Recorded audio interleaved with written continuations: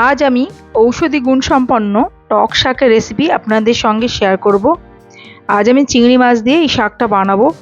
খুব উপকারী, আর এভাবে বানালে তো দারুণ টেস্ট হবে। তাহলে চলুন রেসিপিটা দেখে নিই। আমি এর জন্য আমবুলি শাক নিয়ে নিয়েছি বেশ খানিকটা। দেখুন পাতাগুলো এরকম হয়, এটাকে আমরুল শাকও বলা হয়। দেখুন পাতাগুলো এরকম হয়। এবার আমি নরম ডাঁটি সমেত পাতাগুলো এভাবে ছিঁড়ে নিচ্ছি, তারপর ভালোভাবে ধুয়ে নিচ্ছি এবং কুচিয়ে নিচ্ছি।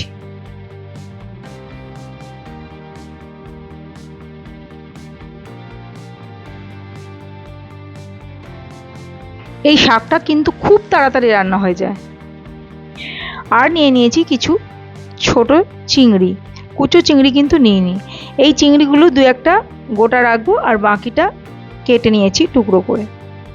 এবার আমি একটা কড়াইতে 1 চা চামচ সর্ষের তেল গরম করতে দিয়েছি। সর্ষের তেলটা গরম হলে আমি তাতে চিংড়ি দিয়ে দিয়েছি, আর নুন হলুদ দিয়ে চিংড়িটা হালকা লাল লাল করে ভেজে তুলে রাখবো। ভাজা হয়ে গেছে, তুলে রাখছি।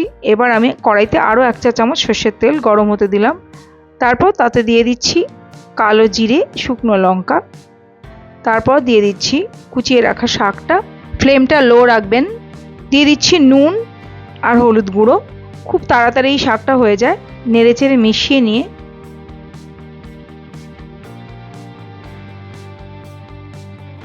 দু মিনিট নাড়াচাড়া করতেই দেখুন শাকটা একদম মজে গেছে। এতে আমি দিয়ে দিলাম ভেজে রাখা চিংড়ি, আর দিয়ে দিচ্ছি পোস্ত বাটা। দিয়ে ভালোভাবে নেড়েচেড়ে নিচ্ছি। দেখুন শুকনো শুকনো প্রায় হয়ে এসেছে, তেল ছেড়ে দিয়েছে। এই অবস্থা আঁচটা বন্ধ করে দিলাম। এভাবে একবার বানিয়ে দেখবেন, আমবুলি শাক দারুণ টেস্ট হয়। অনেক ধন্যবাদ পুরো ভিডিওটা দেখার জন্য। ভালো থাকবেন। আমি আবার হাজির হয়ে যাব অন্য একটি রেসিপি নিয়ে। নমস্কার।